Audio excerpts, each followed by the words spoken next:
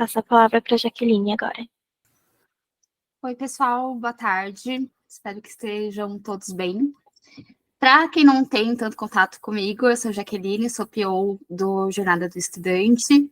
E ano passado eu participei desse evento, que é o Data Cloud. Vou contar um pouquinho de como foi o evento.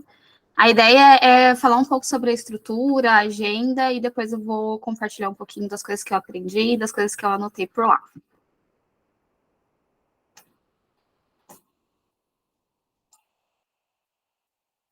Bom, falando sobre o evento em si, ele é foi um evento realizado com a AWS em parceria com a Snowflake. Ele fez parte de uma série de 26 eventos que foram realizados pelo mundo para discutir alguns assuntos principais ali. Entre eles estão a inteligência artificial generativa, modelos de dados de larga escala, Apache Iceberg e colaboração com dados em nuvem. Para contextualizar o que seria cada uma dessas coisas, né? Então, a inteligência artificial generativa é um tipo de sistema de inteligência artificial que gera texto, imagem, ou qualquer outra medida em resposta às solicitações que nós fazemos para ela, tá? O modelo de dados de larga escala, basicamente, é o modelo que o ChatGPT usa. Então, ele tem acesso a uma grande quantidade de conteúdo desrotulado, não organizado, e ele é treinado para entender esse conteúdo e dar respostas para os usuários com base nas interações ali que a pessoa faz com ele. E aí ele consegue identificar padrões linguísticos e a forma como as palavras e frases são geralmente utilizadas. E o Apache Iceberg é um formato de código aberto de alto desempenho para grandes tabelas analíticas, né? Então, ele é capaz, por exemplo, de usar tabelas de SQL para Big Data. Falando da estrutura do evento, a estrutura física, né, ela estava organizada em 3 sessões, assim, então tinha o balcão de credenciamento, a recepção do evento com o salão de exposição dos patrocinadores, no caso a AWS, Snowflake, e um coworking para quem precisasse fazer reunião, trabalhar de lá. E o espaço maior era um auditório com 3 palcos simultâneos para as palestras. Falando um pouco sobre a agenda, então, tiveram 2 palestras uma palestra divididas em 2 painéis ali, com a Azul e a Pra Valer, e 18 sessões de discussões que aconteceram de 3 em 3 simultaneamente, tá? Então, no caso das sessões de discussões, tinha aquele esqueminha de colocar o fone ali para escutar só a palestra que tu queria assistir. Falando das 18 sessões de discussões, mais as palestras, eu fiz aqui um resumo do que foi tratado, basicamente, em cada uma delas. Então, o primeiro assunto foi simplificando a arquitetura e operações. Então, como a nuvem de dados pode quebrar silos e ajudar a acessar e compreender melhor os dados com que a gente trabalha no dia a dia, garantindo de maneira igual a governança e a privacidade desses dados. E demonstração de ferramentas que oferecem esse tipo de suporte. Então, foi falado muito sobre data lake, malha de dados e outros assuntos que estão relacionados com isso. Entregando inteligência artificial e machine learning sem compensações. Então, como que os desenvolvedores podem levar trabalho para a nuvem de dados e os benefícios que isso pode trazer para eles, considerando ali o desenvolvimento de ponta a ponta, execução de pipeline mais rápidos e baratos e a criação de modelos de aprendizado de máquina. E, por último, implantação, distribuição e monetização de aplicativos. Aí, quando falo de aplicativos, são aplicativos para análise desses dados, tá? Então, eles demonstraram algumas ferramentas ou bibliotecas que facilitam a criação desses aplicativos, a operação, dimensionamento e a distribuição. E, além disso, eles mostraram ali alguns casos de organizações que adotaram os modelos e os ganhos que elas tiveram com isso. Bom, logicamente eu não consegui participar de todas as sessões, nem de todas as palestras, né? Mas eu participei aí de 5 entre palestras e sessões de discussões. E aí eu vou dividir um pouco com vocês as minhas anotações, o que eu entendi ali das coisas, enfim, dividir um pouco desse conhecimento. A primeira foi o painel com a Azul. Então, eles comentaram como que foi a migração deles do modelo Data Warehouse para Data Lake, explicando ali qual que era o cenário anterior deles e como que esse cenário se deu depois dessa mudança de processo, de estrutura. Só para quem não tiver familiarizado também, só explicando um pouquinho sobre o Data Lake. O Data Lake ele é um repositório utilizado para armazenar qualquer tipo de dado. Eles podem ser estruturados, semi-estruturados ou não estruturados. Ele geralmente armazena o dado no formato nativo e consegue processar qualquer variedade desses dados, ignorando limites de tamanho ou qualquer coisa que possa dificultar a análise. No caso do armazenamento de dados não estruturados, por exemplo, é possível realizar diversos tipos de análise, incluindo processamento de Big Data, análise em tempo real e Machine Learning. Então, nesses casos, existe um retorno de informações muito maior do que no Data Warehouse, por exemplo. Tá? Então, falando ali da Azul, o que eles dividiram foi que lá em 2020, quando começou a pandemia, eles tiveram uma necessidade, como muitas organizações por aí tiveram, de reduzir a quantidade de pessoas na equipe e entregar muito mais com menos pessoas. Esse era um dos desafios que eles tinham. E aí, no cenário que eles tinham antes disso ainda, falando da estrutura deles, eles tinham uma equipe só para infraestrutura, tinham diversos problemas críticos relacionados à infraestrutura. Um desses problemas, por exemplo, era que um analista ele levava 16 horas para rodar uma query no banco, e isso dificultava a entrega de informações ou de dados, de análise que eles precisavam ali. E depois que eles adotaram o Data Lake e fizeram toda a mudança de estrutura, hoje eles conseguem rodar, hoje, no caso, em outubro, tá? Que foi quando aconteceu o evento. Hoje eles rodam cerca de 30 queries por minuto. A base inicial deles também cresceu, né, por conta de formato Data Lake, ele aceita qualquer tipo de base ali, ele vai estruturando com base nas interações em tempo real. Então, por exemplo, se eu tenho um aplicativo, a pessoa acabou de se cadastrar, essa pessoa ela vai entrar para a base de dados, ou qualquer coisa que ela fizer no aplicativo vai entrar para a base de dados. Qualquer movimentação, digamos assim, do usuário, do cliente ou de toda a rede deles que tiver dentro da base, isso vai sendo alimentado.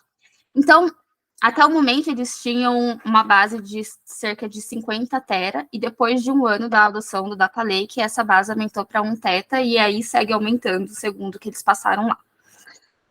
Além disso, como tinha uma equipe única para a área de infra, também tinha uma equipe única para a área de dados, e essas equipes elas não se conversavam. Por exemplo, se as áreas de negócio precisassem de uma análise ou de um relatório, elas teriam que pedir uma solicitação ali para a equipe de dados.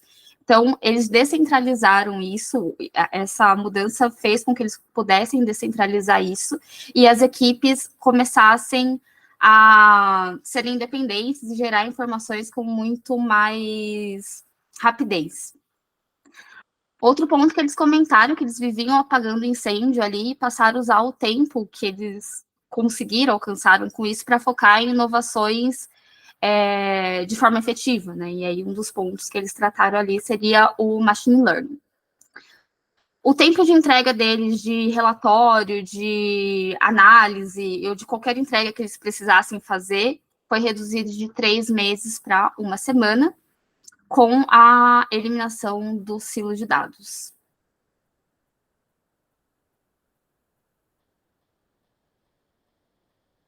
Seguindo aqui, também teve um painel com a Pravaler. A Pravaler é um programa de financiamento estudantil para universidades particulares, tá? Eles eram relativamente em 2020 eles eram uma empresa relativamente nova, e aí o desafio deles, no caso, era criar uma estrutura de dados. Eles conversaram internamente, dentro do planejamento deles, eles entenderam que eles seriam primeiro data lake antes de data warehouse, né? Então, a ideia deles era já começar com esse formato. Uma das questões que eles tinham ali, do que foi herdado inicialmente, era a correção de problemas de carga. Então, eles entenderam que dentro do novo formato e na estrutura eles teriam que considerar isso. Um dos pontos que eles entenderam ali dentro das ferramentas que foram apresentadas era que grande parte da base de dados deles estava em Excel, então eles precisavam de um formato para entender e juntar tudo isso. Eles também consideraram análise automatizada, descentralização da área de dados para que as outras áreas fossem independentes, assim como a Azul, detecção automatizada de anomalias para garantia da qualidade de dados, a governança, e com tudo isso, depois da implantação deles ali, tirando todos juntando as planilhas de Excel ali dentro de uma base de dados Data Lake, eles tiveram uma produtividade de 300% em cima do que eles tinham anteriormente.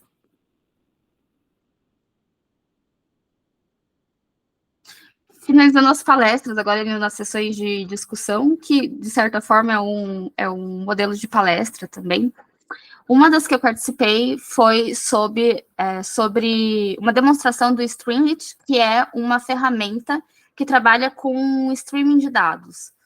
Um modelo de streaming de dados, assim. Então, é basicamente uma biblioteca em Python que permite que os cientistas de dados consigam criar aplicativos na web, e isso facilita ali no momento de construir, principalmente dashboards, né? Esses aplicativos, eles são atualizados em tempo real, então conforme a base de dados ela vai sendo atualizada, o que foi criado no aplicativo vai sendo atualizado também.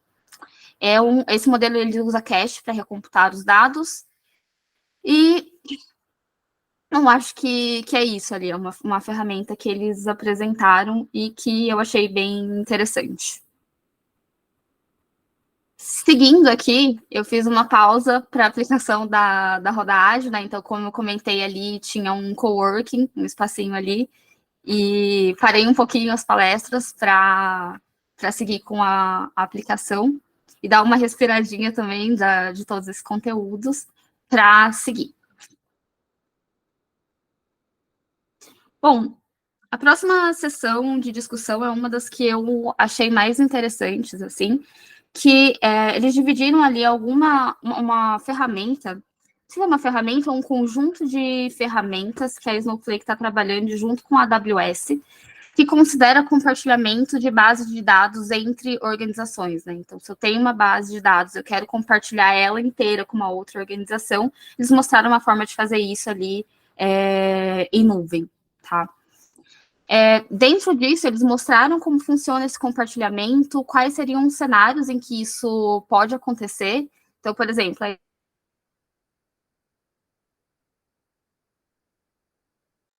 ideia seria, pegando um exemplo aqui, o Itaú compartilhar a base de dados dele com o Bradesco.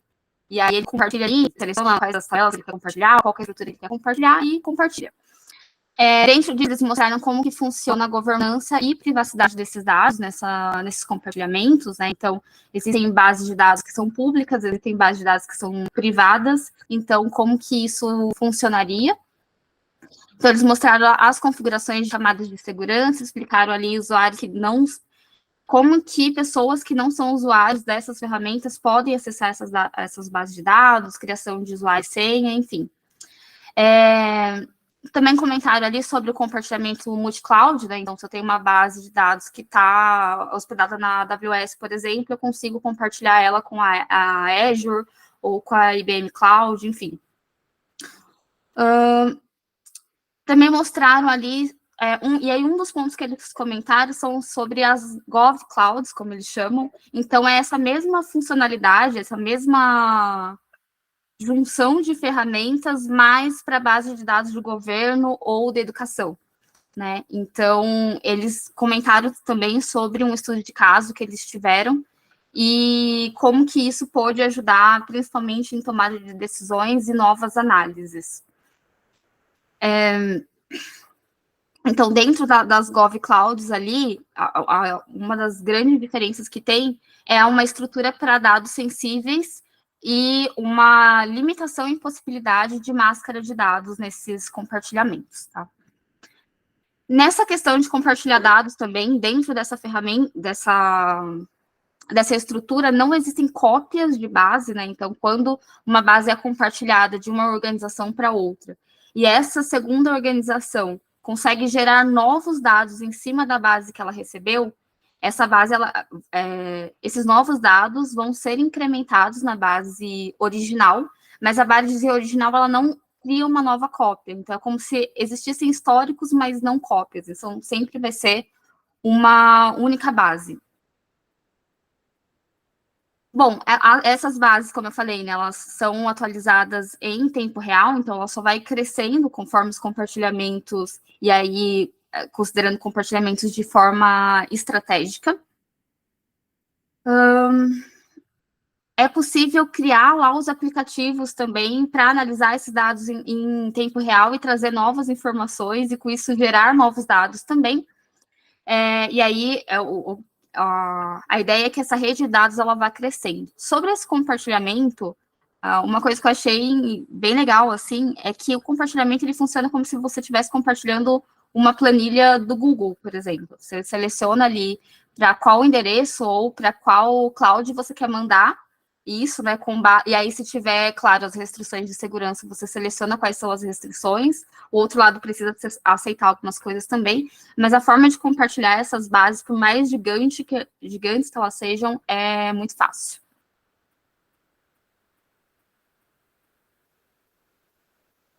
Finalizando aqui, o evento em si ele foi uma ativação da AWS para dizer ali sobre os avanços que eles estão fazendo nessas áreas de inteligência artificial, de machine learning, enfim. E a Snowflake, pelo que eles colocaram ali, é um parceiro bem importante para eles conseguirem atingir o que eles esperam. Então, é uma parceria, na verdade, que já existe há alguns anos, mas a ideia deles ali com os avanços que estão acontecendo acho que no mundo da tecnologia é algo que deve crescer bastante. Eles esperam com isso reduzir alguns custos, principalmente de infraestrutura, análise e processamento de dados. Ter ali uma organização dentro da AWS para dados estruturados e para dados desestruturados também.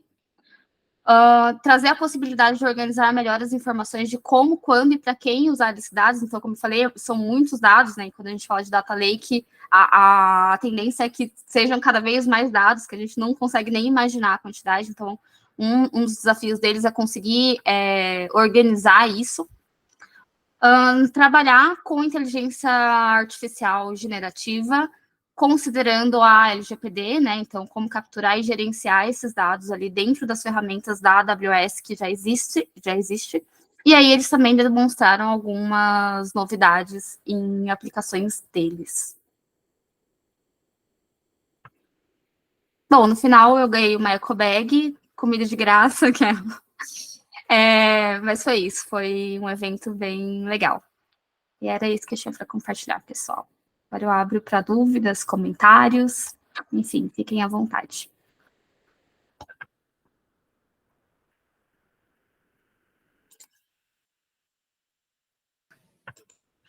Jaqueline, eu não tenho nenhuma dúvida, eu só vim te agradecer aqui por esse compartilhar. É muito legal ver essa experiência. Uma coisa que me chamou a atenção foi que, por exemplo, a Azul diminuiu a equipe na pandemia, né? O Bridge aumentou sua equipe na pandemia, mas era algo que eu não sabia, mas achei bem interessante todos os temas ali, com certeza agregou muito, né, para ti, e esse compartilhar aqui é muito importante para que todos também tenham conhecimento. Então, muito, muito obrigado por esse compartilhar. Obrigada, Jades. Mas é isso mesmo, né? Assim, olhando para as grandes organizações, a maioria delas cortou bastante pessoal na pandemia, né? E acho que é um ponto positivo para o Bridge não ter cortado, né? Isso é bem interessante. O PEC na nuvem é logo, logo.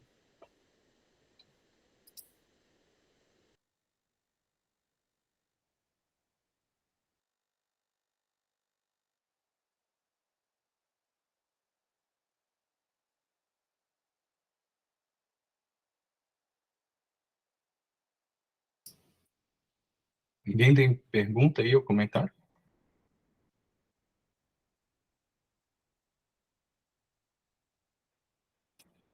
Acho que não.